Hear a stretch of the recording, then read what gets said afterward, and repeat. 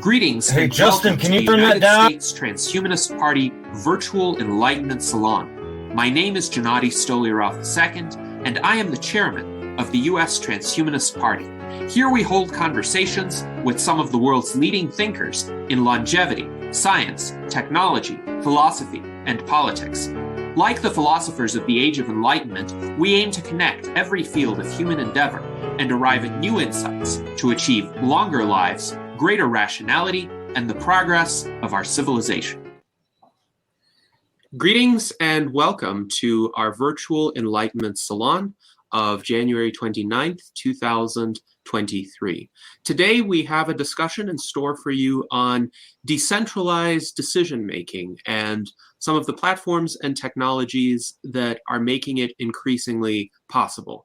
And we have several notable panelists and guests joining us today. We have our Legislative Director, Jason Geringer. We have our Director of Visual Art, Art Ramon Garcia. We have our Director of Applied Innovation, David Shoemaker. We have our Director of Longevity Outreach, Ben Ballweg. And we have our friend Simon Waslander, who is a frequent guest of our virtual Enlightenment salons. We have Mike P. Sin of CureDAO, who was also one of our previous guests.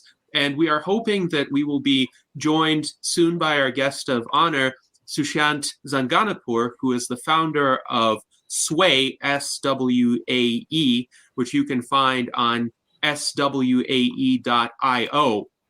But before Soushiant joins us, Jason has had some familiarity with Sway, and he has a demonstration to show us of some ways in which this platform is beginning to be used for exploration of ideas by the U.S. Transhumanist Party. So, Jason, please go ahead and show us what you have been doing with Sway.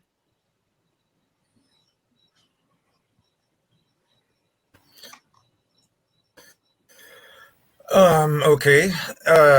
Well, as most of us here know, that we've been looking for different ways to, discuss our policy positions, and the way we've been doing it so far using Google Forms is really labor intensive.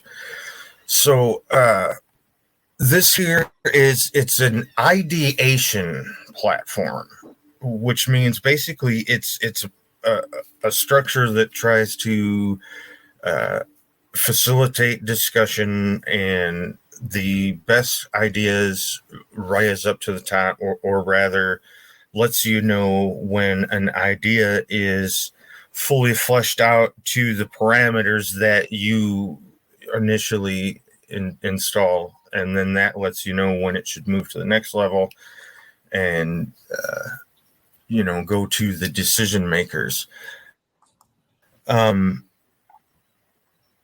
In lessons, I just screen here, USDP pulse. Here's like a couple Zach made, house and intimate universal. This is just Zach's like idea to get a proposal going, and it also can be used, like for instance, Ben Goertzel and Singularity Net are using it for basically making business proposals, kind of, where Singularity has their token, their AGX. I'm not sure. I think Art knows, but and it decides where, because they have a pool of these tokens that can be then given out for who for different new projects and that, and this is how they figure out where their money should go, basically. And the thing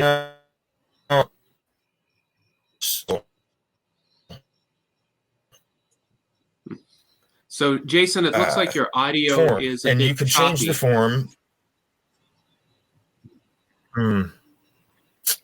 Okay, let me get out of some of these screens. Yes. So in the meantime, you can see that there's an ability in Sway for members to propose platform enhancements and explain why they're proposing it, and then get feedback from other members, because these proposals could be preliminary, so they may not be ready for an official public exposure or an official vote, but somebody may wish to put them forth for a discussion and have other members contribute insights. Like, this is an idea with regard to a minimum guaranteed housing entitlement, and Zach has described essentially what this proposal would entail, but some members have questions. They have assessed the strengths of the proposal, but this is still an ongoing conversation, and others, if they register on the Sway platform, may be able to contribute their further thoughts. So the Sway platform allows for these multiple missions, so to speak. How's my audio? It's still a little choppy, but slightly better. So please go ahead if you want to continue. So what... I show something here where, see where it says a very good feature? This is actually me. I'll let the cat out of the bag. I made it anonymous on purpose. And, it's like I had something that was kind of, I don't know, some might say bad. I don't know. Me as a person, I would feel bad saying this to my friend, because it's kind of a harsh critique, you know what I mean? But I just made myself anonymous, and then I'm able to say it, and yet, I think it's a really interesting use of it helps with groupthink, okay? Because when that's how groupthink kind of happens. It's a socially, pressure that, I gotta go as the rest of the group does. Well, if you can just make that one comment or whatever anonymous, that eliminates that. And you can even vote at the end anonymously. And it has it's a ranged vote. It's not just a yes or no. And it's like I think under the covers, it's like a 1 through 100 percentage. And all of these different parameters, like rest, that's set on these parameters that we voted, or that whoever set up the mission can set all these different parameters. Like, for instance, this vote it's not ready for vote until at least I think here it says 3 out of 5, so we must have set it to where at least 5 people have to raise some kind of concerns about this proposal before it's ready to move on to the next thing. And somebody's got to at least ask 7 questions, and it's got to be viewed, it looks like, 20 times. Now, all of these are editable by the admin or whoever sets up the proposal. So that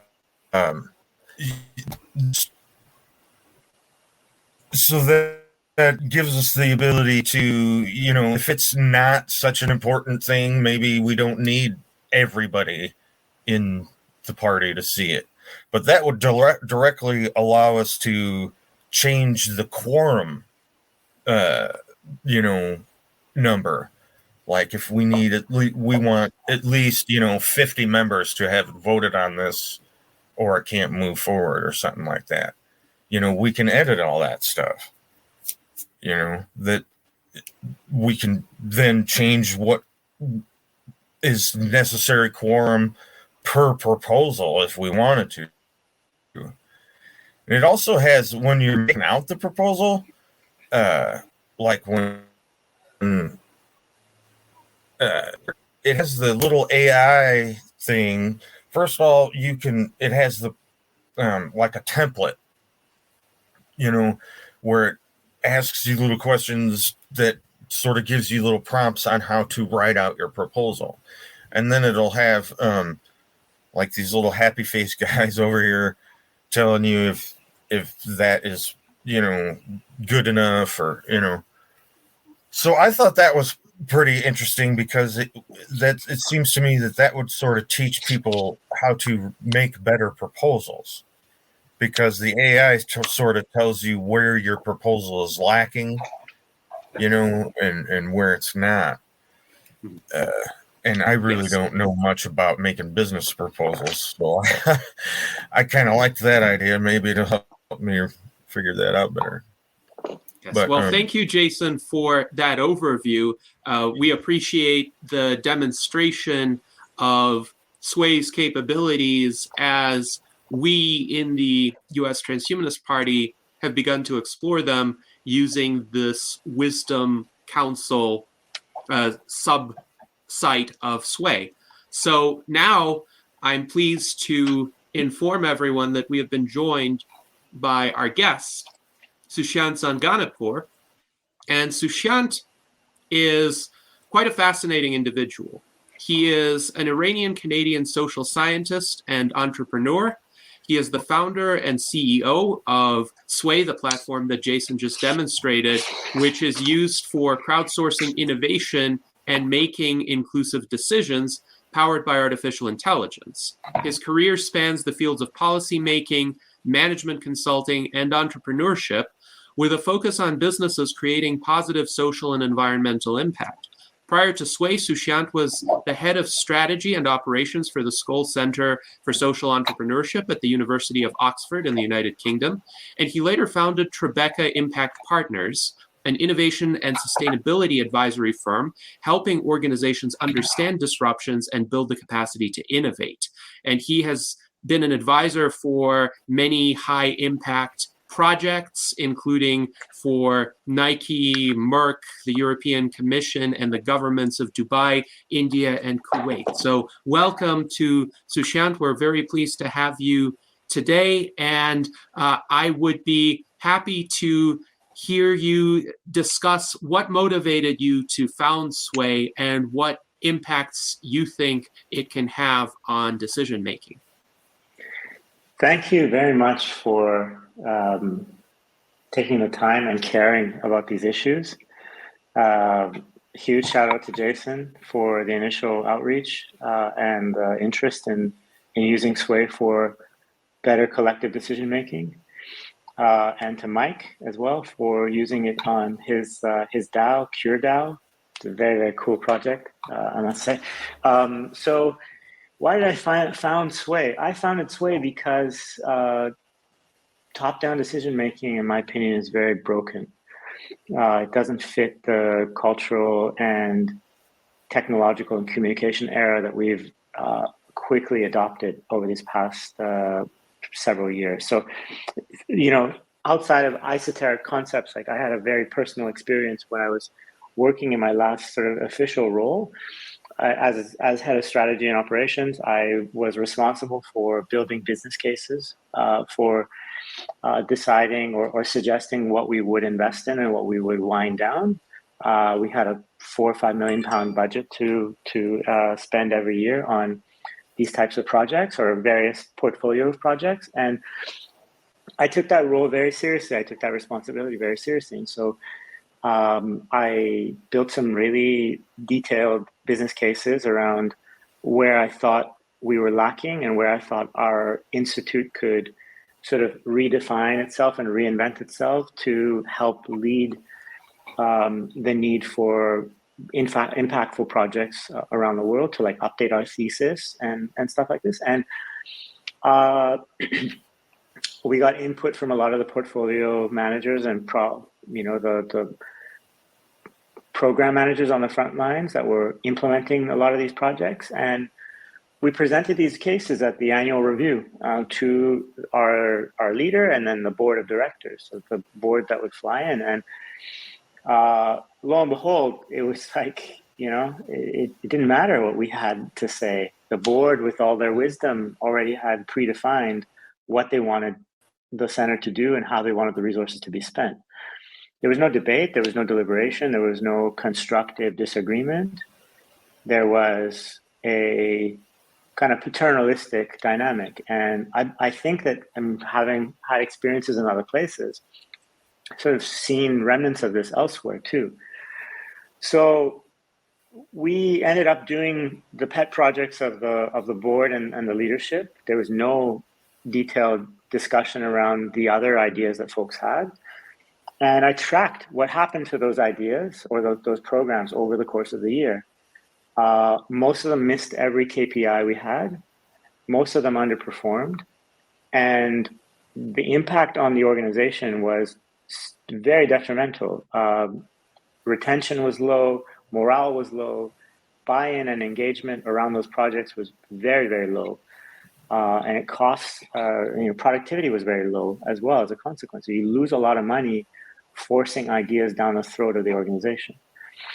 So I went through that and I'm like, wouldn't it have been better if we had a more competitive way for sourcing these ideas? One, it didn't matter if the board suggested something or I suggested something or the janitor suggested something. It didn't matter. The idea should be discussed or deliberated based on its merits. So could we have had a platform that anonymized everyone's proposal for what to invest in? And could the best proposals, the ones that got the most engagement, automatically have gone to the board or the chairman? And they would have to decide based on merit again, why we would choose one versus another. For me, I thought this was a much better system for two reasons. One, it provided a chance to de-bias decision-making. Whether it's me or somebody else, each of us carry our own biases into an organization, many different cognitive biases that we have, from anchoring to confirmation bias to a number of other popular biases. So having this competitive landscape allows those biases to be counteracted, where other people can raise the concerns in a manner that's power neutral.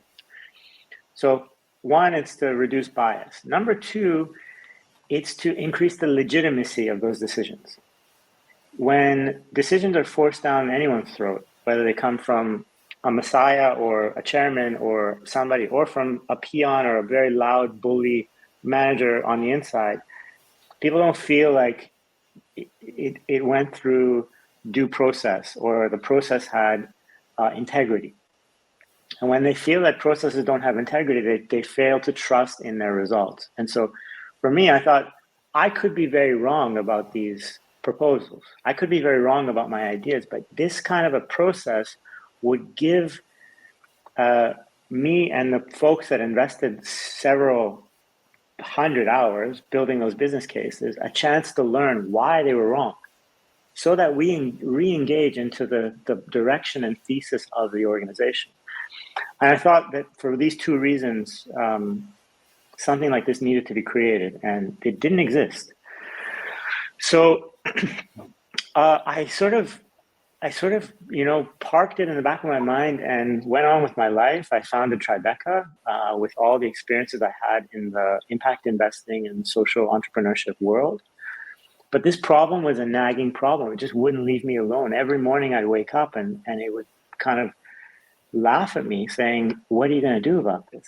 Are you going to do something about this? And when it got very real was when I sort of made a connection in my mind between what I had experienced at a very small level, a micro level, to what I saw happening structurally in our democracies and in larger organizations. What I saw was that this wasn't a problem of culture or leadership in my small organization. it was a paradigm problem. We have borrowed the military-industrial, hierarchical paradigm of the past in order to create more efficient organizations, in order to manage information flows and manage uncertainty. A combination of authority and structure helps these organizations move along. But we are now moving into a different communication era where that has more negative consequences than benefits. And that what I had experienced at a small level, that paradigm exists everywhere. Everywhere there's an organization, that same type of externalities, negative externalities are created. So the light bulb went off for me. I'm like, this is a big fucking problem, enormous problem. This is not like me and 10 people. This is a problem that exists everywhere, in every kind of organization where there's discrepancies of power and there's representation or delegation of authority up and down the chain. Could something like Sway, this thing, create more complete feedback loops so that we make better quality decisions, or those decisions have greater legitimacy than they currently enjoy? So that's when I got really, really excited. I'm like, this is a massive problem. This could be a world-changing idea as well. And I just sort of drank my own Kool-Aid and jumped in pretty hard. So I'll take a pause and maybe let you ask some other questions, or anybody else. Yes. Well, thank you very much, Soushiant, for that overview. And yes, it's a fascinating question. How can we enable effective decentralized decision-making where people feel empowered, but also we can avoid the chaos that has sometimes accompanied decentralized approaches in the past? And we have some great audience feedback.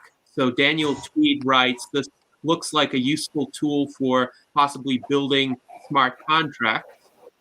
Mike Lazine says the Sway democratizes, and it seems it definitely could do that. Alan Crowley writes, I love this idea of anonymizing the authorship in the idea box and moving them up by an employee voting system, a bit like promoting questions in a chat room. And Ghost in the Machine writes, yes, I like it as well. And Mike Lazine comments, Soushiant makes an interesting point how businesses are run like militaries at times. I think this may be an inevitable consequence of the previous technological paradigm where it was more difficult to share information throughout the organization. So you had to have a nexus of decision making. But even then, that nexus of decision making would have limited information available to it because people could be observing something on the front lines and it wouldn't necessarily always filter up to the senior commanders or senior management, depending on the organization. So, Soushiant, do any of those comments inspire responses from you? I think the best way to capture what Sway is, it's not a petition. It's not a system for petitions, but it's a system that creates idea meritocracy. And I think idea meritocracies in the world we're living in and adopting are going to produce more powerful and legitimate solutions than individual authorities or individual experts might. Now, I'm not a decentralization maximalist. I think in some cases, decentralization is terrible. It's terribly inefficient and terribly chaotic. Look at the DAO world right now and the amount of chaos that exists there in terms of operations and outcomes and things like this. But I think some combination of authority, maybe liquid authority plus an idea meritocracy creates a better organizational model than what we've experienced so far. But Sway is just the main mission of Sway from day one has been to prove that an idea meritocracy can be as good or better than a top-down decision-making process. And you sort of see it in the world of finance and in other worlds where constructive dissent is an important ingredient in making the decision a better decision, whether it's a product decision or investment decision or a directional decision, you want deliberation. You want as many views, as many different and diverging views as possible, so that the quality of the argument, one way or another, is like the strongest it can be through that deliberation process. And yeah, I'm just excited for that in the future. Yes, indeed. And our friend Alan Crowley writes, idea meritocracy is a good frame. I agree with that. We should aspire for a meritocracy of ideas whenever and wherever we can attain it. Now, Simon, you have some comments about potential uses of Sway, so feel free to go ahead. Oh, so thank you so much for having me, and it's such a tremendous honor to be on this panel. And I have a few intellectual questions. I also have, I know for a fact, because when I was in the Netherlands as a student, there was this startup called Argue. And in the Netherlands, they call it citizen participation. So basically aggregating the ideas of the citizen base for all the municipalities.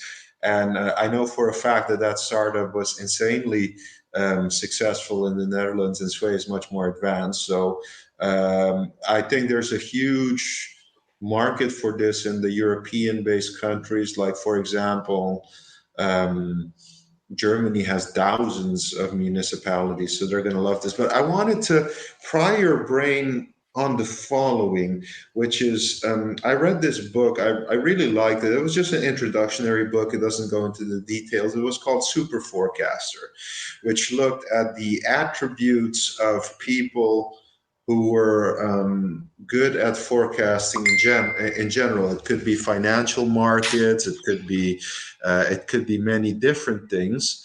And most of and what I was looking at was the wisdom of the crowds is a very handy tool. It's superior to the opinion of experts. However, at times, expert opinion does outperform certain groupthink. So I just wanted to pry your brain. How do you see the interaction, let's say, for example, between the wisdom of the crowds, a groupthink, and like expert opinion, which I do feel that expert opinion at times could be quite valuable to give those little hints or give that direction. So that's one question I had.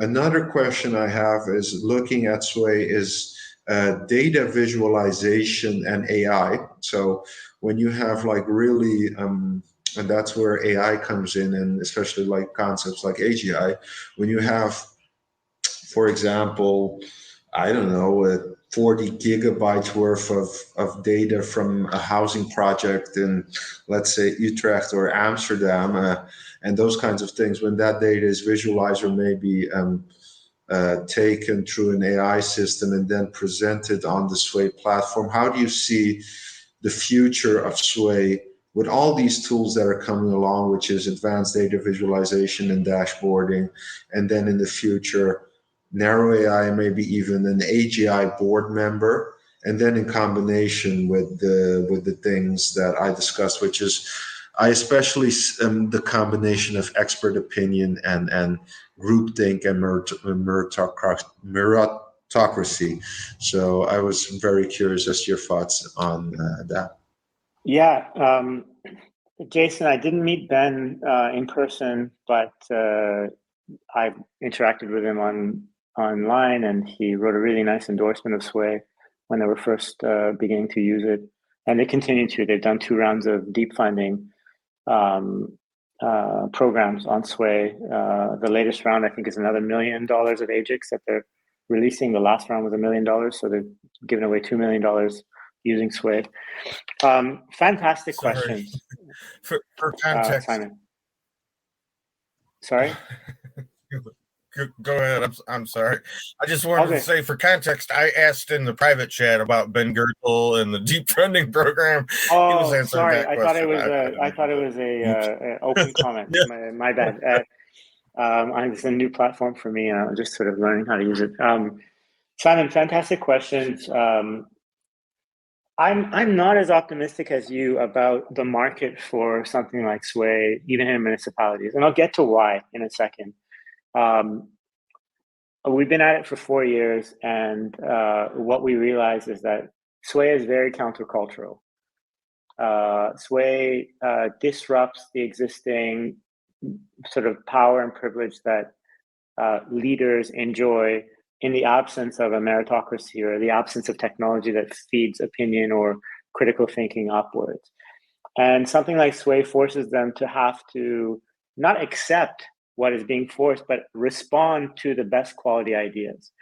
And frankly, like a lot of leaders don't want to. They're lazy, or they philosophically don't believe that people below them have good quality ideas. Otherwise, they'd be higher than them. This is a cultural and demographic problem that we've seen. It's like a boomer generation, like legacy thinking, and trickles into some millennials and others. And most management and most leaders are still boomers that come from a different sort of paradigm and era and stuff. So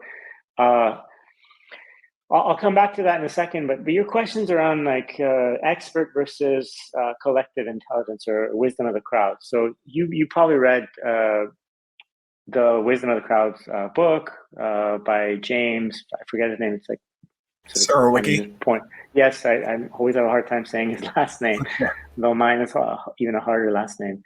And in his examples, he shares that expert opinion on simple,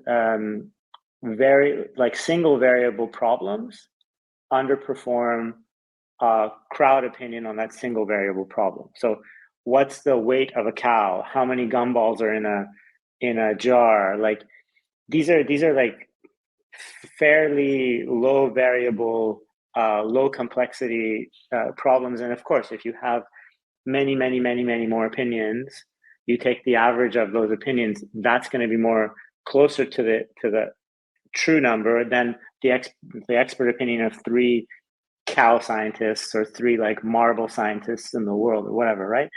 But when you get like complex problems of like, I don't know, how might we end the existing war between Ukraine and Russia? How might we de-escalate? Or like, I think expert opinion maybe is a little bit more cogent on those types of topics. But my sort of counter to that is like, in the world we're currently living in, we really don't know who the experts are. Experts aren't just the people that are on CNN and have written on, they're part of the think tanks and stuff. They're folks that have maybe thought very critically about this and have strong arguments. We need systems that allow those arguments to compete against each other so that we can be able to, in a liquid manner, determine who the experts are on different topics on an ongoing basis. And we don't have that right now. Expertise comes from a track record and a very antiquated way of determining power position over a topic or an issue. And I think things like Sway, I don't think necessarily Sway, but things like Sway combined with a reputation system could help determine expertise on a number of topics based on the quality of information, quality of data, and quality of arguments people are presenting. The other thing I think to bear in mind too, like what Sway, and I think what we'll have happen more and more in the world is like, I don't think that the role of a human should necessarily be replaced by a smart contract. Again, I think in some cases, smart contracts are good for like containable, low variable problems that are like yes, no, type, if then, type of scenarios. But I think we still need human, the judicious functions of a combination of humans to help make better quality decisions. But I don't think like we can disaggregate who comes up with ideas and who thinks about the implementation of those ideas as two different things. I think that who comes up with the ideas, we can have massive competition, massive decentralization, massive amounts of deliberation and things like this. But then deciding how those ideas are implemented can be done in an expert council-y type of way. It doesn't have to be done through a smart contract necessarily, because I think we have judicious functions that are hard to express in the form of a logical model like a smart contract, and we could benefit from Yes. context and things like this. Like, for example, I come from the island of Aruba, and it's known that the island's political system is quite broken because the average population is not well educated, and that was also my point with problems more linked to wisdom of the crowd, in the sense, like, for example, if I were to propose, let's say, a solar energy project, it would take 10 years, it would take investment, but in the end everyone gets free energy, versus like, hey, we're going to cut everyone's electricity bill, but it's going to destroy the future, but people don't care about that, and I'm just going to promise something. So for me, what I see in my experience in practice with politics is mostly that the education level of the crowd, of the of the base, needs to be on a sufficient level on that topic. Not everyone has to be a PhD, but those are the problems which I do see, where, in my view, ideas that don't deserve to be upvoted or reach the top get upvoted just due to the mass and the popular vote. They reach the top, versus, like, let's say, a very beautiful idea that maybe is not articulated in the correct way. Maybe, let's say, maybe the PowerPoint presentation isn't as beautiful, or how the person communicates it isn't as handy, but they don't get the attention. So I mean, that those are issues I see a lot in practice, and which I do find very, very annoying, and I hope that maybe Sway can make a difference in those type of problems as well. Yeah, so let me just address that directly. Like, Sway, again, is not a petition website, and it's not a website for popular ideas. It's a website for meritocracy. Meritocracy means good and bad, pros and cons, all that sort of stuff. It allows you, as the administrator or decision maker, to set metrics, to set a baseline, saying, okay, what's the next product we should create, or what's the next project we should fund? This is the big question I want to ask my community. But this is not an upvoting thing. We are going to collect the following metrics. Ideas that get to a review need to have a minimum score of 70% by at least 20% of our community. They have to have at least 3 risks identified, and they have to have 3 strengths identified, and they have to have gone through 2 revisions or updates as an idea. Those are the conditions that need to be met before this idea is eligible for a review. Unlike a petition website that's just trying to collect a bunch of people that support the idea and no arguments against the idea. Why do we do this? Because eventually, when it goes to a review, if the holes of that idea haven't been already discussed and arguments for and against brought up, then it's going to get shot down at the time of implementation. The leaders are going to see it and say, it has this hole, it has that hole, it has this issue, and we're not going to go forward with it. And what that's going to do is it's going to make people distrust this entire process. Conversely, when you force people to think about the risks of an idea, you, again, eliminate groupthink. You're encouraging constructive disagreement around an issue, and you're creating a much more well-diligenced and well-deliberated idea for leadership to then think about how might we get through these issues or whatever. So it increases the chances of success and increases their buy-in into this process as well, when they see ideas that have actually gone through the ringer, not just popular ideas. So that's the difference between Sway and I think a lot of other platforms and stuff, is that we're helping you create a meritocracy of like fluid meritocracy for selecting ideas inside your organization, your team, your department, whatever that might be. Yes, thank you very much, Sushant, for those responses. And now I would like to go to Mike Sin, since he has used Sway with regard to CureDAO. And Mike, I'm curious if you would be able to share your experiences, as well as if you have any questions or comments for Sushant. Yeah. I think it's great what you're working on, and there has been a big problem in decentralized autonomous organizations, I think, with lack of participation in the democratic process, and that's true for CureDAO, and especially. But I think Soy's like a great UI to determine the quality of ideas and prioritize resource allocation. I think it's very important. Like in The Wisdom of Crowds by James Surowiecki, he outlines a lot of rules for effective crowdsourcing, and there's one major problem that is caused by this echo chamber. And there's like kind of a good analogy for it in the army ants. They will often be out foraging for food and then returning to their home. And so the way that they find their way back to their home is by following the pheromones or the some kind of chemical signature left by the ant in front of it. So they're all marching together in a straight line, and sometimes the ant in the front of the line is an idiot and ends up curving and following the ant at the end of the line. Thus, it results in like this spiral of the ants walking in a circle until they all die of thirst or starvation.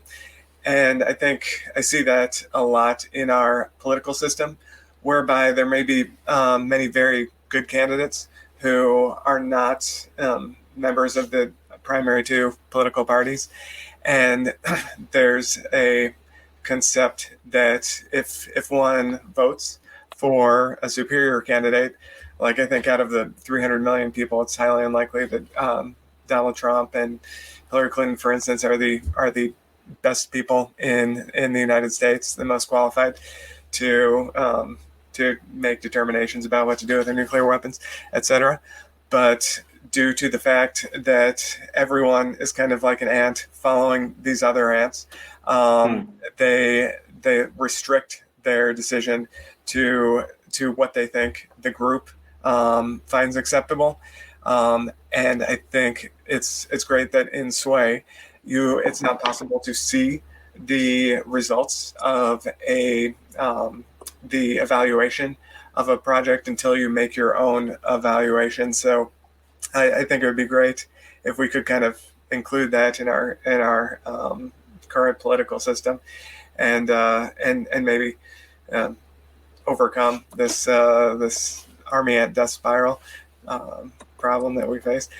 So you said that you're currently focused just on private organizations as opposed to using it for public decision making, public policy. Is that correct? So where, again, like in 4 years when we first came out, we wanted this to be like the operating system of municipalities and of cities. We wanted this to be the way in which citizens finally feel like they have a voice, and the voice is constructive in the policymaking and problem-solving process of a city. We didn't really think at a federal level this would really work yet. You need to build a culture of this for years before you sort of, like, you're not going to determine like abortion rights or these sorts of like high-level conceptual things through Sway. It leads to like very polarized and worldview type of exchanges. But you might be able to fix some shit on your street, or, you know, use the municipal budget in a more effective way because you have local knowledge on how things work, and that, you know, the issues are a little bit more practical. So we thought we would start there, but, you know, we had a really crappy version of the platform, and when we first started, and we didn't really want to we really believe in try and break things and all that stuff. Like, people distrust you if you generate really bad user experience and all that stuff. So we thought, okay, well, what's the smallest atomic unit of governance and of collective decision making that we can go test this in and afford to fail at and afford to have a bad user experience in? And we thought of homeowner associations. Like, okay, those are like little governments. And there's real money on the table. People have invested hundreds of thousands or millions of dollars into real estate. They all own it together. There's a board that they've elected to make decisions around the use of the asset or the upkeep or whatever, the stewardship of that asset. But, you know, as we see, people have less and less tolerance for the processes around that homeowner association and the archaic ways in which decision making happens. Most of them don't use cell phones. They don't use voting systems. It's still an in-person meeting where people have to go raise their hands and do all this like outdated crap. Like, could we go change that user experience? And what we found, and this sort of comes back to my earlier points around culture and resistance, was that the board that would need to approve such software had no incentive to, because they saw it as a something that would undermine their power, undermine their autonomy, undermine the privilege that they experience. And so we kept seeing this happen over and over and over again. And frankly, we've seen this in many cities as well, where on paper, there is a mandate or a sort of a commitment or lip service towards citizen engagement and blah, blah, blah, blah, blah. But citizen engagement means like, we are going to include you in a consultation. We're going to ask you to fill out a survey. We're going to get your opinions, and then we're going to decide behind the scenes in some black box or some boardroom, which one of these are politically palatable, which one of these suit our agenda or our ability to execute them on our own without being accountable to anybody else around us. That's what they're prepared for. That's the current status quo in most places. Not all places. We've had success in certain countries, and you know, we work with the government of Chile in designing their climate change, national climate change law. We worked with the government of Mexico in the city of Juarez to crowdsource industrial policy from citizens around AI and like the future of work and stuff like this. Work with the UN on some things, but mostly when I'm talking about like the major markets around the world, they're not interested in the sort of revolutionary perspective we all have, right? So we went from homeowner associations to like trying to do it in cities. It sort of didn't really go as we thought. There was a few use cases. And where we found more and more traction was in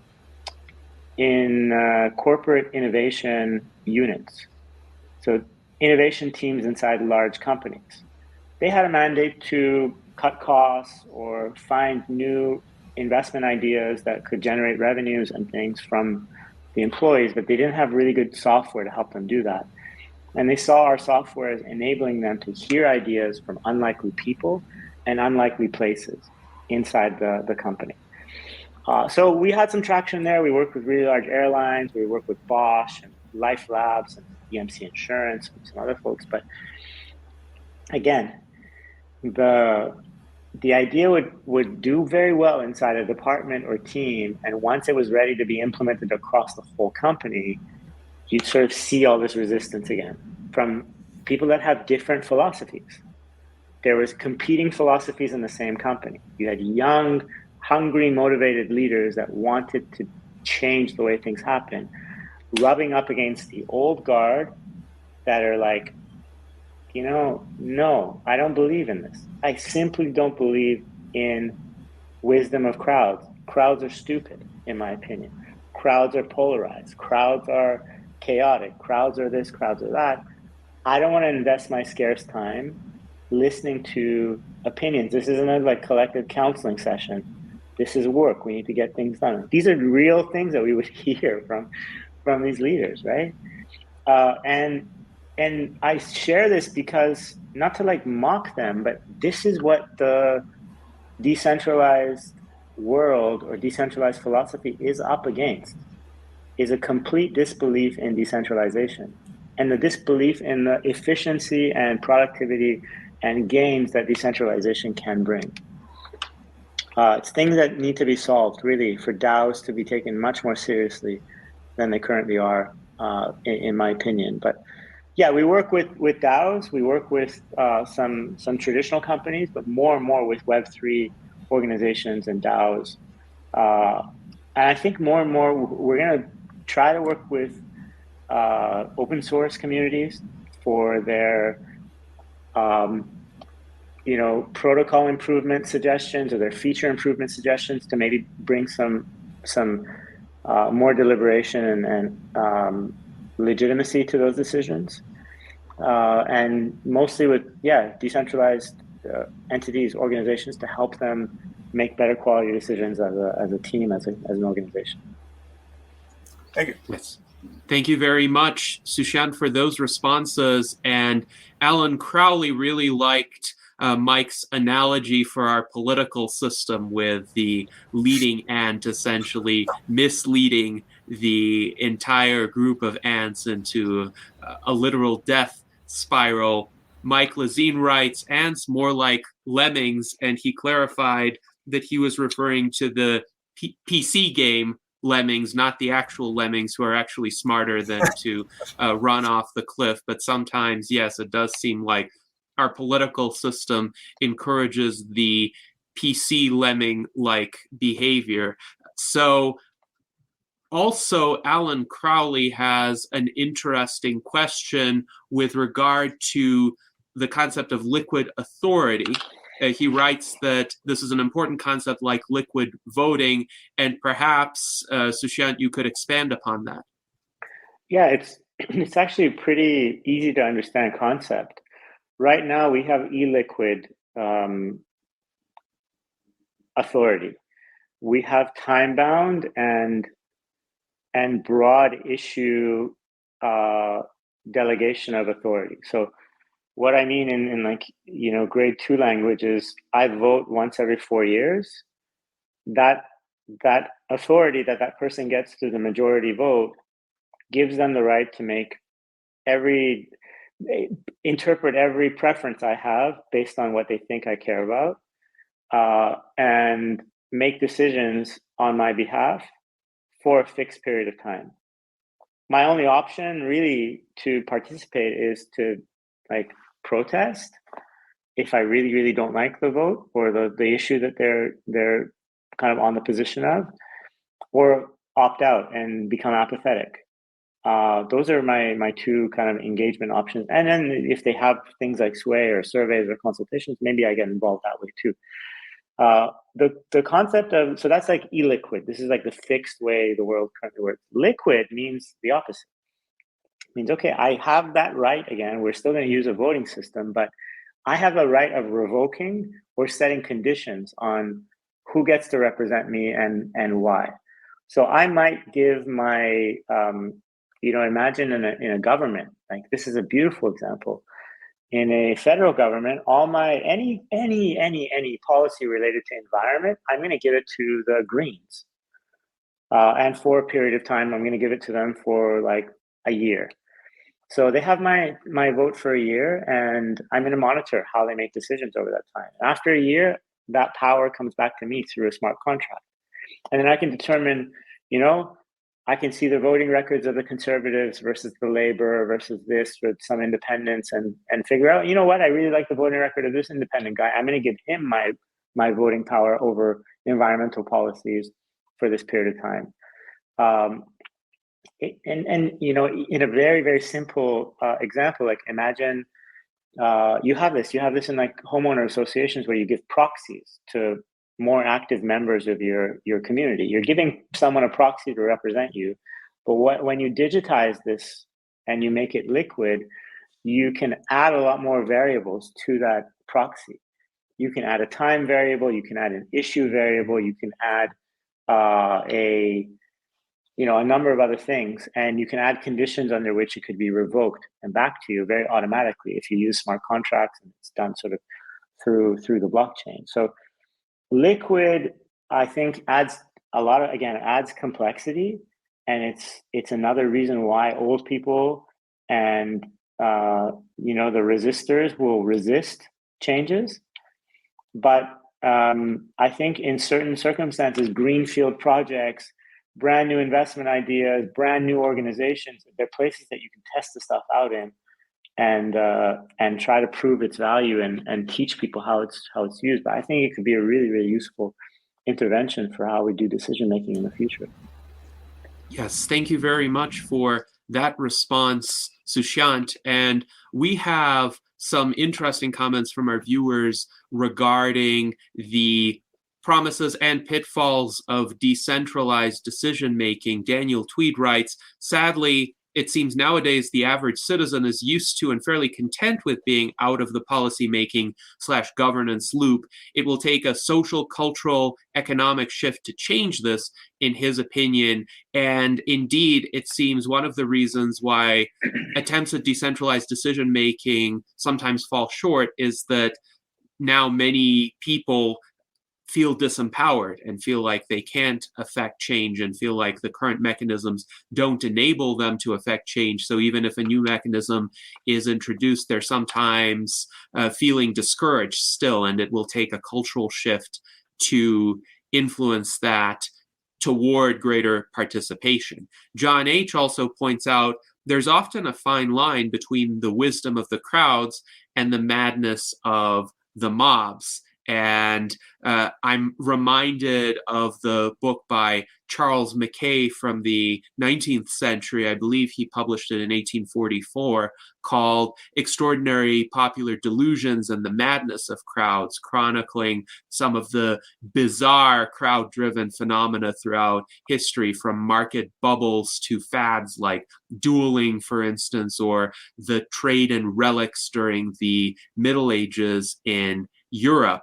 And Mike Lazine points out, all it takes is a small number of people in a crowd to be bad actors for the full crowd to be all viewed as evil. So there is also a concern of essentially making sure that the people who participate in the decentralized decision-making process are well behaved. And this is actually a problem that I ran into as chairman of the Transhumanist Party in 2019. So as background, when I became chairman of the U.S. Transhumanist Party, I had a lot of aspirations for bringing about decentralized decision-making, for making the USTP a member-driven organization. And we had some success with that in many of our initial platform votes. We had a large array of platform votes in 2017 where I felt the participants were offering ideas in good faith. They were seriously deliberating upon those ideas, and we had a ranked preference voting process. We still do,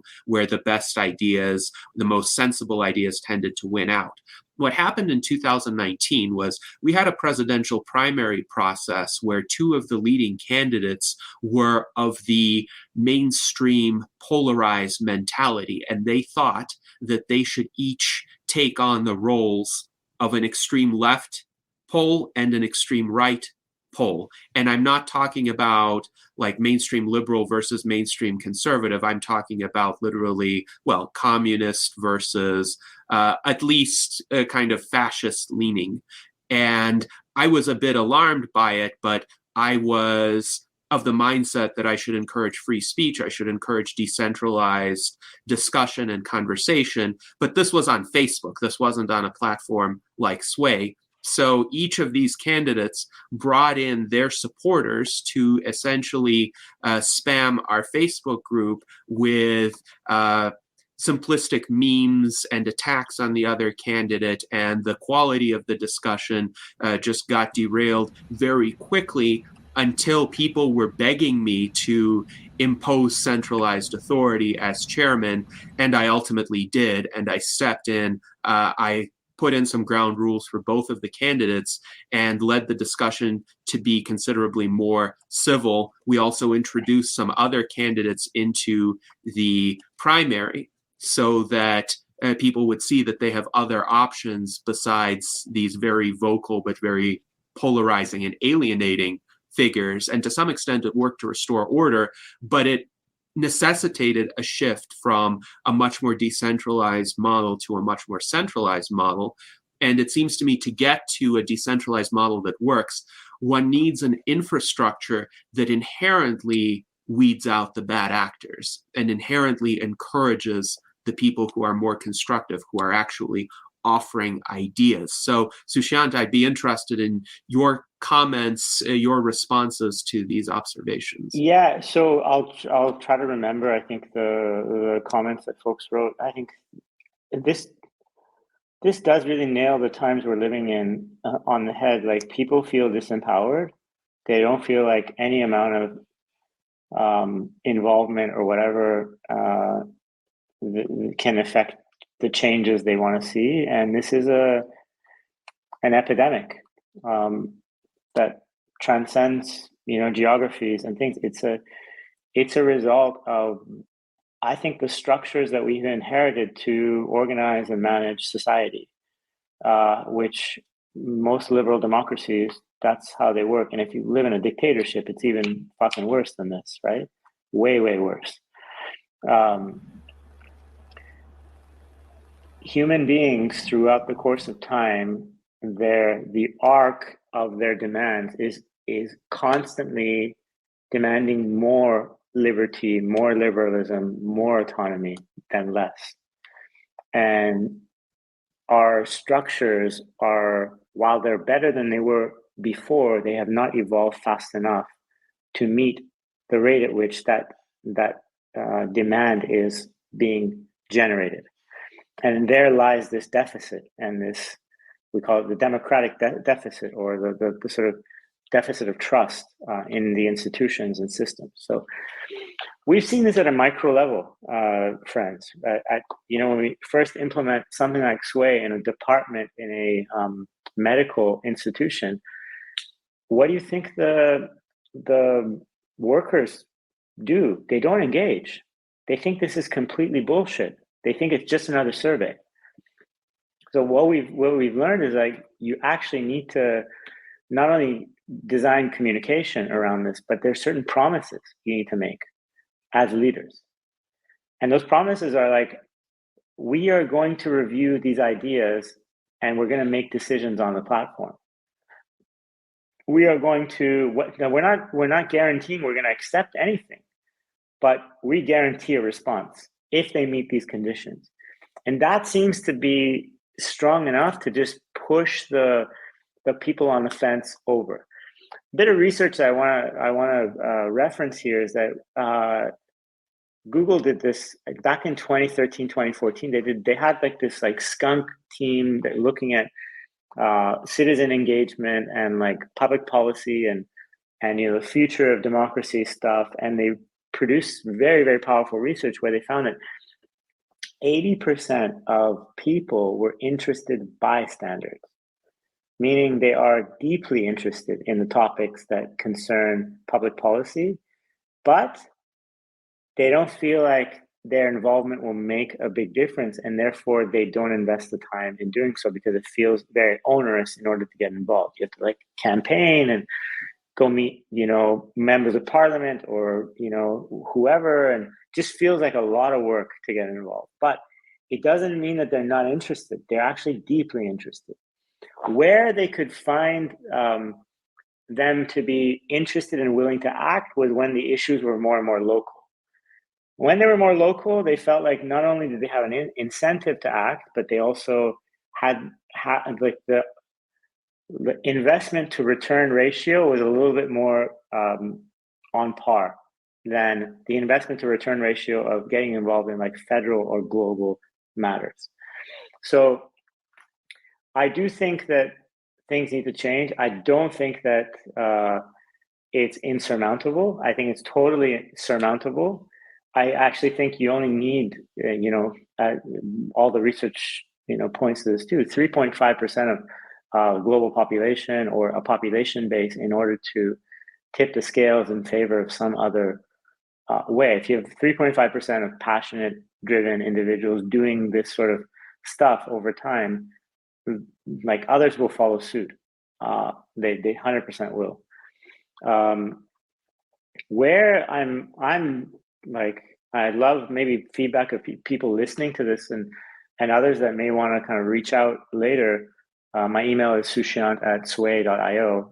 It's super easy, but like I feel like we need a little bit of a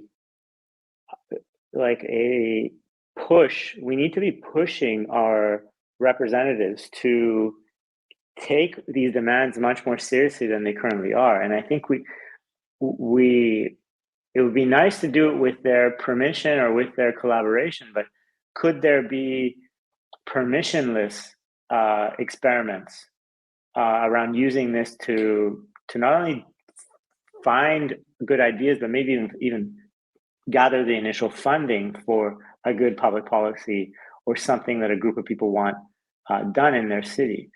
So imagine for a second that you had something like Sway along with a online budget, and everyone contributed $5 a month, not to Sway, but to that budget. And so you use Sway to determine how that budget should be spent. And now it's hundreds of thousands of people or millions of people doing that. And if your representative doesn't want to take this, this traffic issue or this public, safety issue or this park or whatever seriously, then you can decide to put some of that money towards hiring a law firm or hiring an engineering firm or whatever to create the pressure and the initial steps to getting what you want done. I'm really interested in disruption, and I think it's high time that's brilliant. we disrupt it. Yeah, that's brilliant, man. Well, thank you, Soushiant, for that response. And Jenny, now, I didn't respond to your question. I realize this around yes. the entire thing that you shared. I'll keep it brief. I think the reputation systems can solve a lot of this bad actor stuff. Reputation systems that are trans or pan platform applying. So if you're a member of a DAO and you have a wallet address, that wallet address gives you the right to participate in token gated projects and things like this. Then as you move from one DAO to another, we can track how you behaved in this place.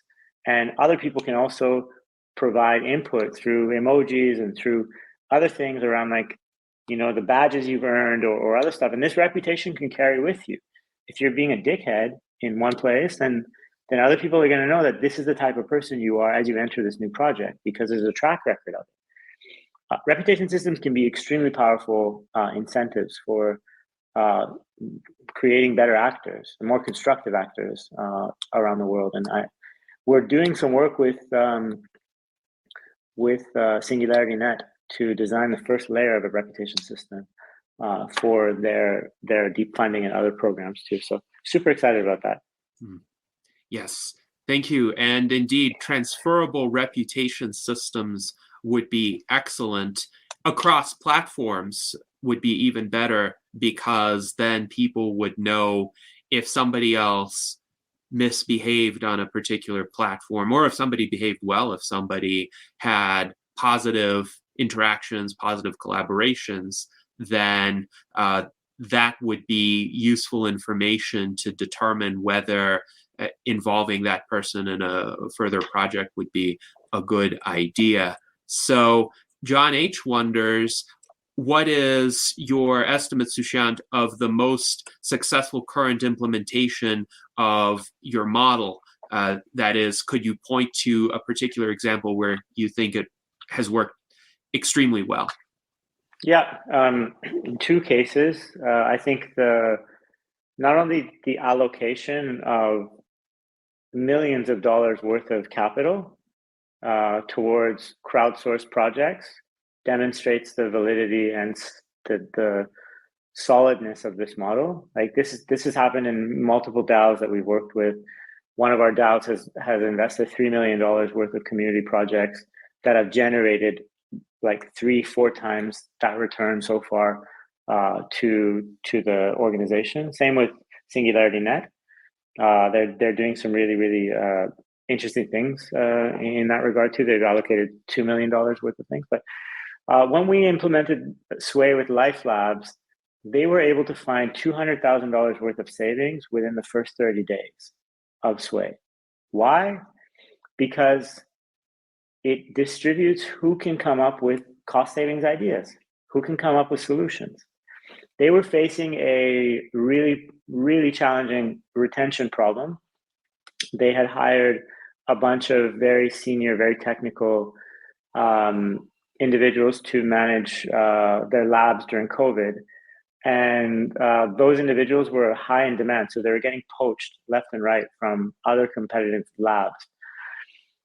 These folks go to school, they have really high loans that they have to repay, and whatever they can earn back to quickly pay off those loans matters to them.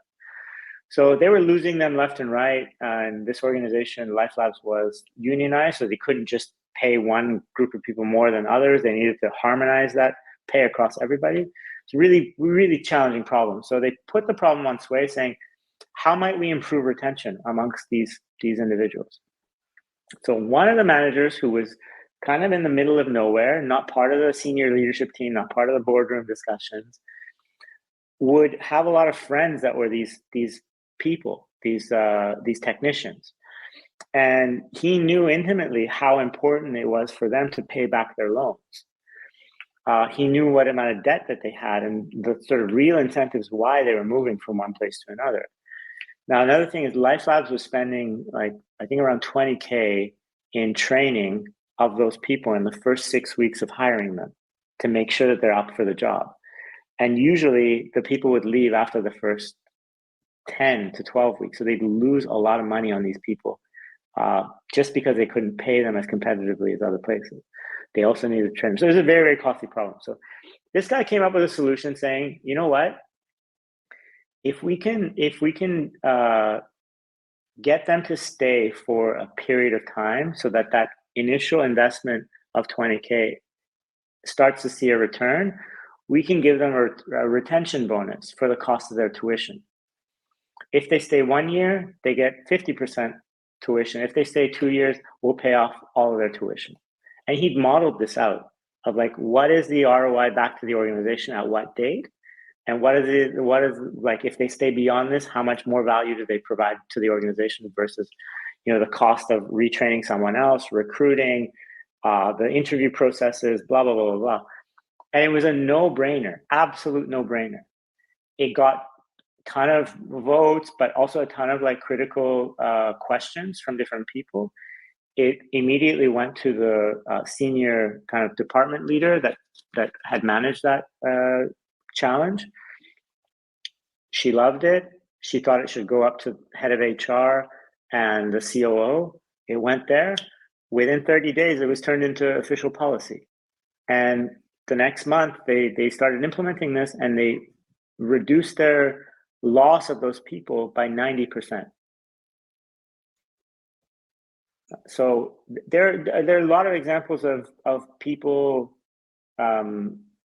just finding good quality investment decisions, good quality cost savings ideas, but also feeling like the process is more legitimate than things being done otherwise. That's really, really important for human capital incentives. Yes, indeed. Process legitimacy is a vital consideration. And indeed, I have found people in organizations are much more willing to go along with an outcome if they believe it to have been reached by a legitimate process. So Simon has told us he has a devil's advocate question. So please go ahead. Yes.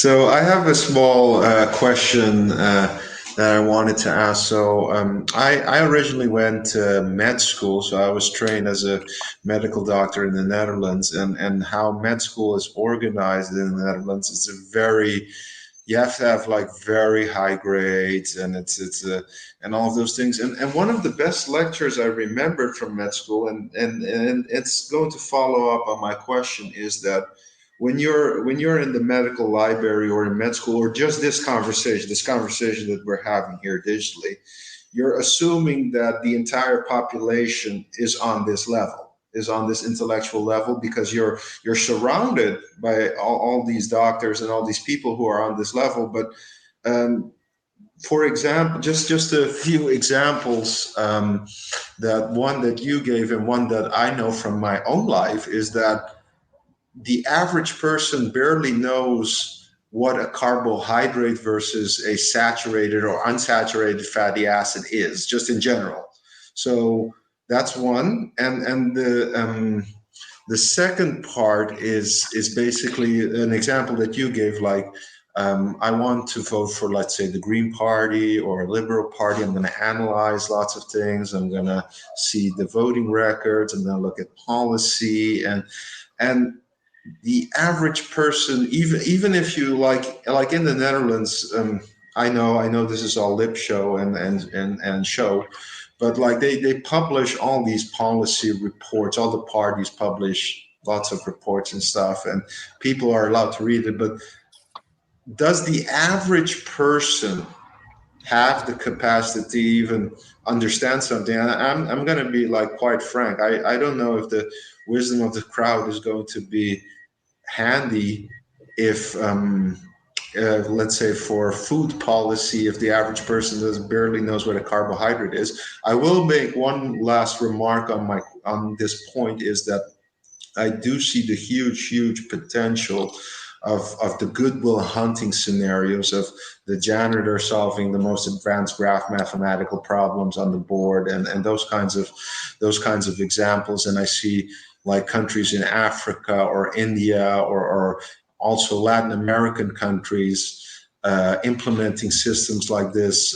It's going to be very beneficial, but as well for the Goodwill, and that's often forgotten, for the Goodwill Hunting scenario to work, you need an expert to recognize the genius. I mean, if Goodwill Hunting were to write like the solution to string theory, and I happen to have read some string theory books, but my mom would look at it and was like, okay, why don't we just put a painting in front of this or something, So my point being, like, do you feel that even if you give people all the info and all of the stuff, do you feel that the average person actually has the intellectual capacity to really take charge of this decision making? Yeah, I appreciate the pushback, and it's important to hear it. I would ask a slightly different question, and through an example maybe.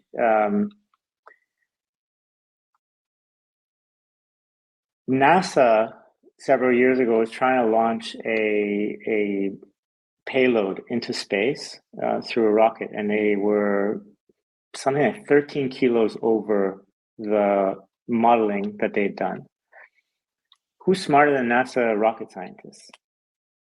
Right? Nobody, probably, right? They go through rigorous selection process to do that. And they just couldn't figure out what else to cut from this rocket in order to get it to that threshold so that the physics made sense and would safely eject this. The janitor who would clean up the area, who used to be a painter, did some basic calculations and knew that if you stripped the rocket of all of its paint, it would be below that payload. For months, they couldn't solve this problem, and the janitor solved that problem, right? I think that, I say this because, again, I don't think that these one-off examples are repeatable at scale. You can find these all the time, but they also help us introduce a bit of humility around what we mean by experts and who really is an expert.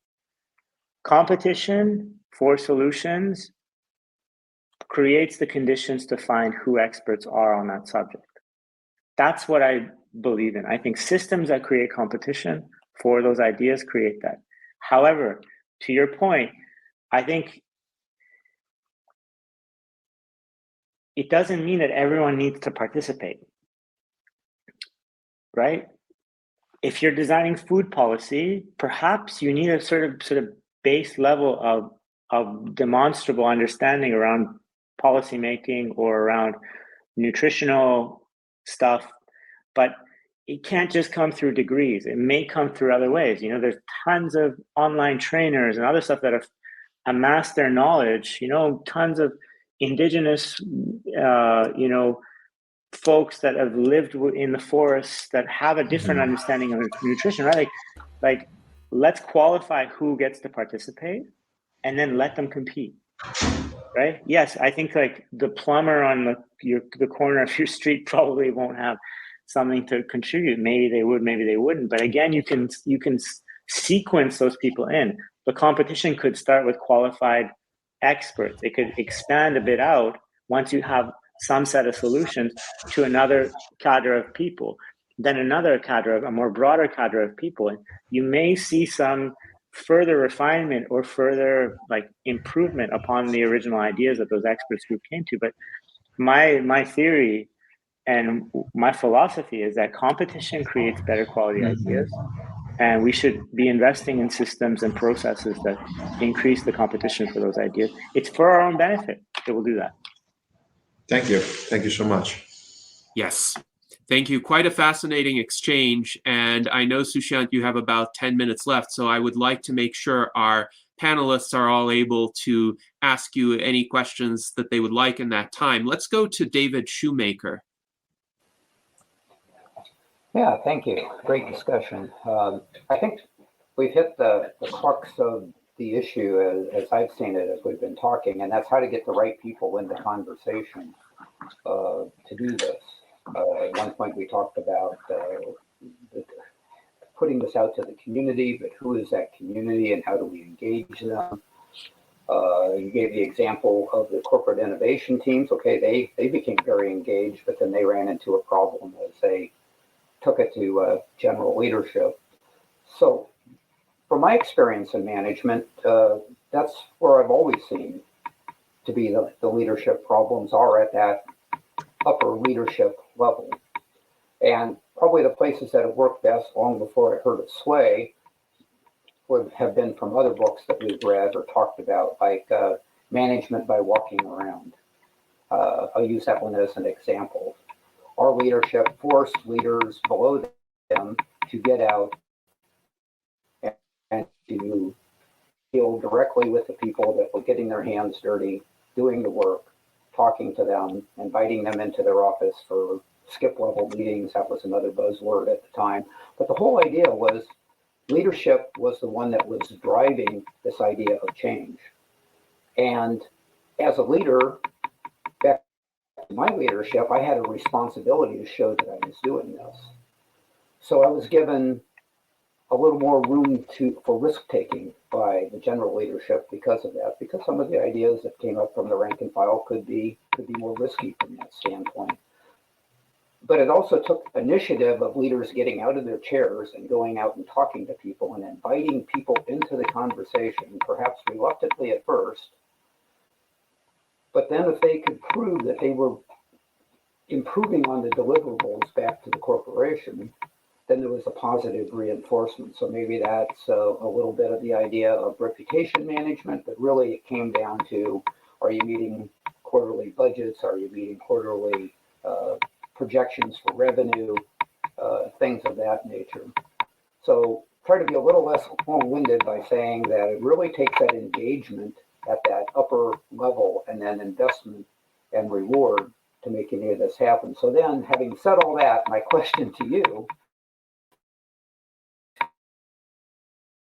is, this that have tried to implement this, and is Sway able to take advantage of that if the upper level management is really behind it, or is that the problem? Is it trying to be brought in at levels below upper management, and then you have that resistance when you hit the top? Yeah, I mean, wonderful question. Thanks for all the context around your own experience in these roles. As you shared in your example, there are many different philosophies around management. And the example you shared is a minority philosophy in how most folks manage. Most folks manage through delegation of authority and through hierarchical command and control type of dynamics. It's less about listening, more about telling, because you're being managed by a set of KPIs that are being driven through the organization, right? It's not the opposite. So we're going through a revolution in how OKRs are set and how those OKRs are driven and articulated and defined from the bottom, and they cascade upwards and they sort of meet somewhere in between and find stuff. So from my experience, like Sway is the best tool for empowering the voiceless inside your organization. Someone like you would probably thrive because your philosophy is to hear those ideas, because it might make you a better manager and make your department more innovative or more legitimate or whatever. For others, they don't want to hear the voiceless. So they don't want to introduce technology that gives the voiceless more power than they currently enjoy. And so that's the cultural problem that we live through. Thankfully, and with all due respect to folks that are older, there is a demographic change happening inside organizations. Right now, boomers are the majority of management and senior management. Though Gen Z and millennials make up the majority of the labor force, they're only 11% of management in most organizations. By 2025, the scales will have tipped. Gen Z and millennials will be the majority of management inside most organizations, and they just are wired differently. They are interested in more collaboration. They don't see it as a threat. They see it as a source of legitimacy. They see it as a positive force for culture and for their philosophy of management. And I think that when the time is right, things like Sway will be common. Like I have two daughters, they're 5 and 6. By the time they're voting, I hope to God that they're not electing somebody for 4 years, or they're going to work and having to fill out an annual employee engagement survey. I hope that something like Sway is in part of every aspect of their life, so that they can not only learn but contribute to the evolution of organizations in a constructive and useful way. Yes, thank you very much. And now let's go to Ben Ballweg for any question that he might have. Thanks for coming today, Soushiant. I really appreciated hearing the story about how Sway had worked in that organization so far that John H. queued up. I hope to give you another chance to share another testimonial from your own perspective on where Sway can work best in maybe particularly getting the voiceless's voices heard.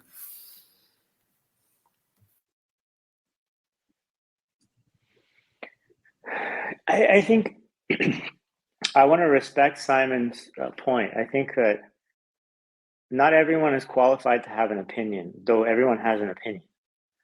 Qualified opinions versus opinions are different things. Where we've seen Sway consistently perform well is when we're making investment decisions. When a group of folks that may have different backgrounds have a similar sort of incentive to make the right decision, that competition creates interesting investment ideas and investment choices, really high performing investment choices. So a lot of like investment DAOs have been using Sway, and investment clubs have been using Sway. Now, an investment club is like me and 10 of my friends. The only thing that makes those folks on par is that we've invested the same amount of money into that club. We've all put in 25K or 100K or whatever. I might have a very different, intellectual background. My friend who works in finance and tech, different background, et cetera, et cetera.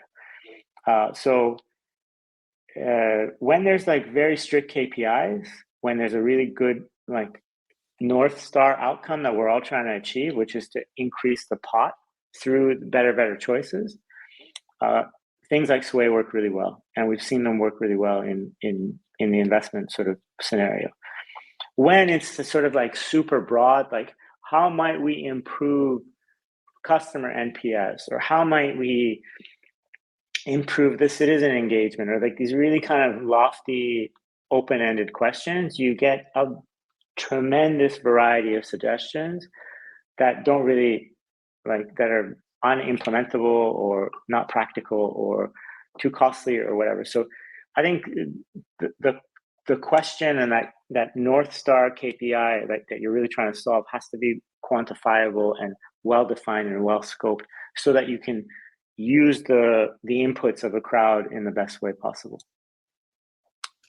Yes, thank you, Soushiant, for that response. And do you have time for one more question from Absolutely, yeah. Art Ramon? Okay, Yeah. Art Ramon, please go ahead. As far as rigid hierarchical organizations, does Sway have an ability to sort of make the meritocracy logical units rather than for the whole organization? You do it, say, for a department within the worker and middle management, and then another one for middle management and upper management, and then 100%. upper management and So, say the board. Yeah, exactly. I think we have to get out of philosophy and meet the world where it is today. Where the world is today is that there are substructures inside an organization. There are the ins, there's the outs, there's the leadership, there's the lieutenants, there's the peons, there's the everyone's sort of in their different strata, right?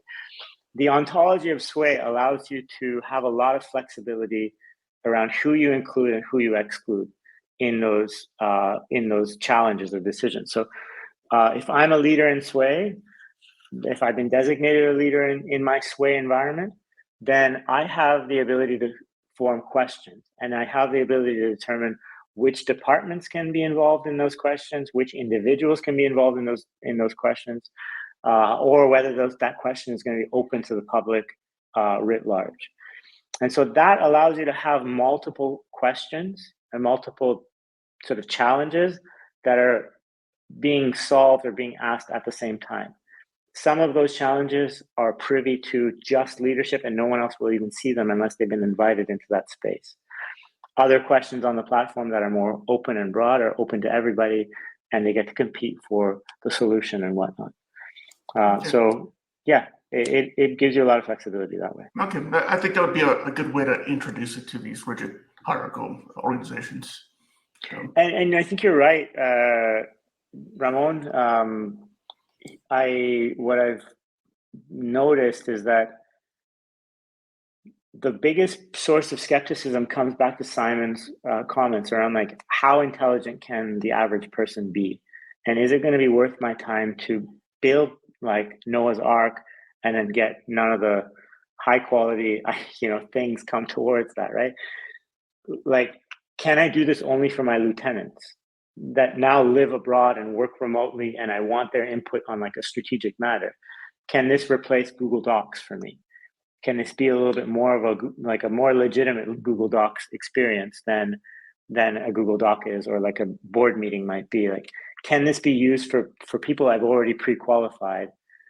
So that's an area that we're thinking about. And Mike has used the product, Jason's used the product.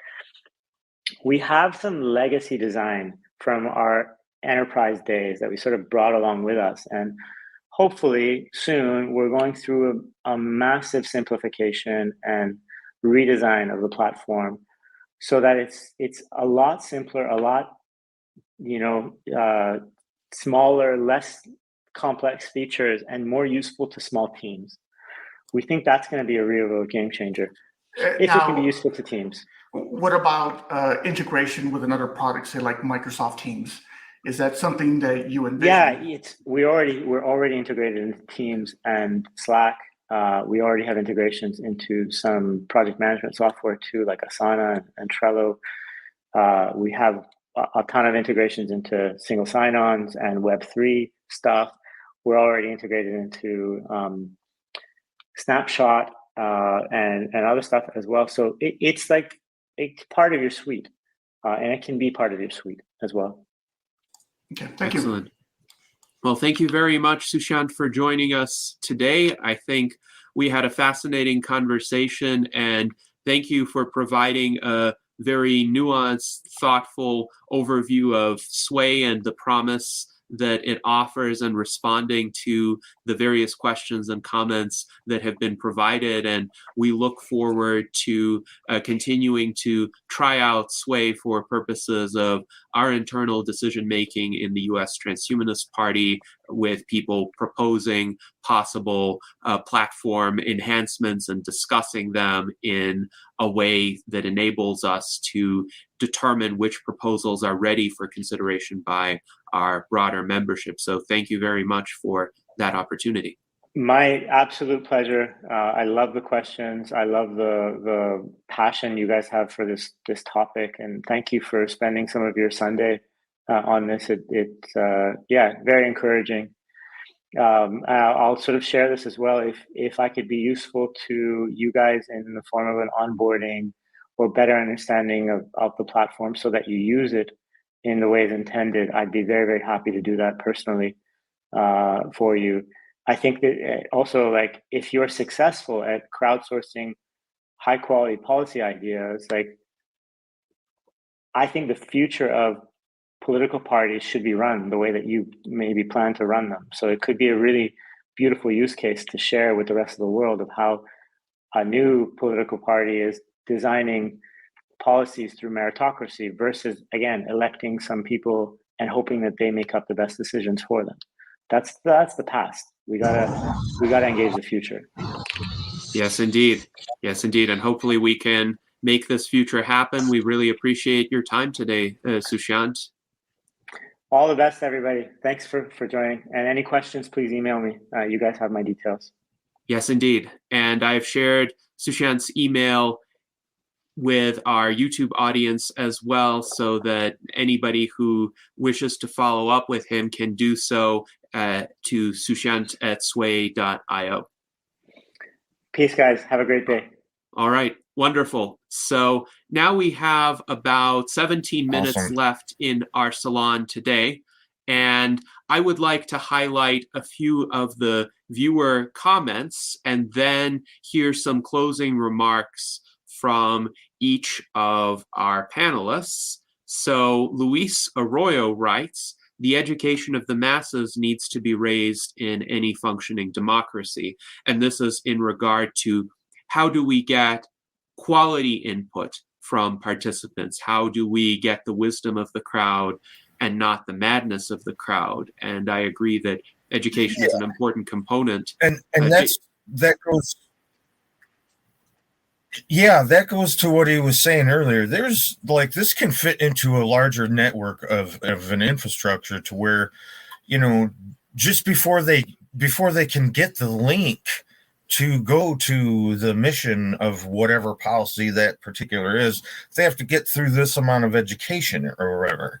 And it's not like somebody's choosing, you know, who gets to be involved or whatever. No, you just gotta, if it's a question of, like Simon was saying about, I don't know, medical stuff, well, you got to know what a carbohydrate is. You know, you got to know what, you know, and then, okay, now you can talk about carbohydrates. You know what I mean? That's easy, not easy, but there's ways to do it. You know, like if we was to put it into the Transhuman Club server or something, you could make an educational program, and then they get a badge, and then that badge gets you to the page where the link is. And if you make sure that the link is only on that page, they can only get there by going through this education thing. And that's like a MacGyvered way to do it, but I'm sure the Swamp in the future will have, you know, better ways to do that. But I'm just saying there are easily ways to where you can control that it's not just a bunch of idiots trying to do rocket science, you know. That's yes. And along these lines, John H. writes, how many of us, for example, would have recognized the implications of E equals MC squared? How many do even now. Or I'll use another example. Which YouTube videos get the most views? They're not the YouTube videos talking about science and technology and philosophy. Unfortunately, our virtual enlightenment salons do not get millions of views. I wish they did, but perhaps some much more frivolous videos get millions of views. At the same time, I think what we're doing is important. John H. writes, the Mars Reconnaissance Orbiter crashed into Mars because one group was using the metric system and the other was using standard American weights and measures. I remember when this happened in the late 1990s, many brilliant minds somehow missed that. And yes, this is troubling that sometimes you can have essentially just sheer ignorance of something that would be obvious to an outsider. And this is where the buckets of paint that the janitor recognized that could be eliminated from the rocket and reduce its payload was a tremendous contribution, because others in that project team were not thinking of that at all, and they would have missed it completely. Now, Ampero wonders, what is the intellectual difference between Goodwill Hunting and the rest of us? Is it more neurons, better neurons, more connections, faster connections, or any combination, or something else? Well, sometimes it's just having the right combination of prior knowledge and experience that can weigh upon the problem in a different way from how it has been approached before. And this is why it's important to have different perspectives, different inputs. This is true diversity, intellectual diversity, that would be valuable.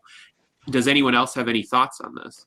Well, supposedly, what makes a human mind different from, or what makes a mammalian mind different from more primitive brain structures is that we have a prefrontal cortex. Prefrontal cortex allows for two things.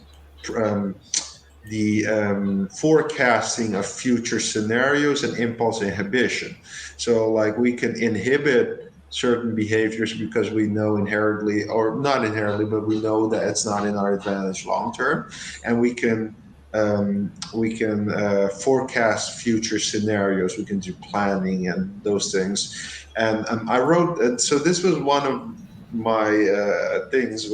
I wrote it once about Kolmogorov complexity, is that the human mind that has the more advanced, thicker prefrontal cortex can recognize patterns which are not directly obvious, and can recognize, like, let's say, the pattern between neurons in the brain and the universe, or like a leaf and a snowflake and things like that. But so it's in the prefrontal cortex, and mostly related to the thickness of the cortex, and the thickness of the cortex is related to the white matter, which is related to the amount of connections. That's the answer to the question. All right. Well, thank you, Simon, for that answer. And I was also intrigued by the discussion about, say, generational differences in management styles. And it seems to me that there's a bit more nuance to that than perhaps some people would posit. So John H., for instance, writes about the so-called boomer generation, that the kind of greater openness to innovation may end up just a feature of being young. So the boomers were hippies in the 60s, and John kind of derides them for being Republicans or having turned into Republicans. Now, I'm not sure if being Republican per se is a bad thing, but perhaps what John is saying is there has been a change in mindset, and now a lot of people in that generation are not receptive to new ideas, and yet some people are. Like David, for instance, and others within the transhumanist community are receptive to new ideas and could be more innovative than many younger people in the United States. But I'm wondering if it's not so much age or the generation to which one belongs, but rather what experiences one has had, and perhaps certain life experiences or organizational experiences tend to make people more conservative. Like I have been in leadership positions perhaps earlier in my life than most people get leadership positions. And I have had some experiences with the pitfalls of decentralization. And after those experiences, I became a bit more conservative in my leadership style for a few years. But if technology can solve those kinds of problems, I'm much more open to pursuing a decentralized approach once again. And I'm curious what people think about this. Is it just that, say, some of the senior managers of today who happen to be from the boomer generation were burned a few times with certain kinds of more idealistic views, and then they opted to be more conservative rather than thinking about how to innovate more to solve those pitfalls? What do you think? I think that I don't think it's really a generation thing. Go ahead, Mike. Regarding the problems you had with the extremist factions and the transhumanist party, and the inability of the average person to have expertise on significant issues, I think all of these kind of point to a problem with a representative democracy, whereby we select these specific individuals to make these decisions on a very broad array of subjects when they don't have the necessary information to make the optimal decisions. And I think a great model is Wikipedia, whereby probably about 90% of people never edit or just read Wikipedia. Maybe 10% edit it, maybe 1% create articles. And the natural inclination is that the people probably with the 1% most expertise in a given subject will create an article on that subject and write it. And I think it would be great if our public policies were designed by the 1% of people with the greatest amount of expertise, much in the same way that Wikipedia articles are created and edited, instead of just allocating to everything to this specific representative. I think that's a problem kind of with like liquid democracy and surrogate representatives, even with these more innovative democratic models, I think still have that problem as well. I don't think the average person, if they can't assess whether or not a policy will be beneficial, then they aren't necessarily going to be good at knowing exactly who will be a ideal representative of their opinion on that policy. So it seems like we should have more like kind of keep in the vote concerts rather than these get out the vote concerts, because and then allow people to have a limited cognitive bandwidth, and they devote it to their interests. And it would be in everyone's interests for experts on a given policy area to be making the decisions on that policy area, and not requiring them to have ignorant input and dilute the knowledgeable decisions of people who are experts. And I think that's exhibited in the free market pretty well too. Typically, the people who have the greatest expertise and most success in a given in business area are the people making most of the decisions. And yeah, so I think it would be great in a democracy to give people the right to express their input on a given policy, but not expect them to express their input on all of the policies. And it's not even possible given the limited cognitive bandwidth. And we see this with a low participation in DAO, decentralized autonomous organization governance, which is generally by default seen as a problem, but I see it as kind of a good thing. Anyway, that's my. Yes, thank you, Mike, for those remarks. And indeed, you've made some good arguments for the liquid democracy concept, the idea that people should be able to vote on specific policies or subject areas where they have some insight or expertise and then delegate their votes by proxy to subject matter experts or people whom they trust for whatever reason. And we have a few interesting viewer comments as well. Alan Crowley writes that he thinks I hit the nail on the head with the micromanagers, of whom we certainly know some examples. They've been burned in the past by, quote, trusting subordinates. And so now they are a bit hyper cautious. Perhaps they overreact to their experiences. And John H. also points out some boomers went the opposite way, started out very conservative and are now somewhere on the left of Bernie Sanders. Point taken. The evolution of individual trajectories and points of view does vary. There's not any sort of inevitability just because one is a member of a particular generation as to where one ends up later in life. And Jason, you had some comments as well in regard to this. So please go ahead. We have about 4 minutes left. Okay, like from what he was saying earlier, what I like about Sway is that it rises the idea to a certain point to where it doesn't necessarily cause a decision, but that it has to be addressed. It's something that leadership has to address, and even just that is an awesome thing. I mean, like the problem we have with Congress is it's like they can just ignore stuff, basically, and if there was a way where, you're forced to address the issue. And that's probably the problem with leadership accepting this type of platform, because basically it makes leadership deal with a problem if it reaches a certain point, even if they don't want to. And, in our case, let's say, even though I'm legislative director, there's maybe one policy position that I don't like. But yet it's reached a point, everybody wants to vote on this, there's no, that takes the decision or whatever, you can't just ignore it then. And I think that's a good thing.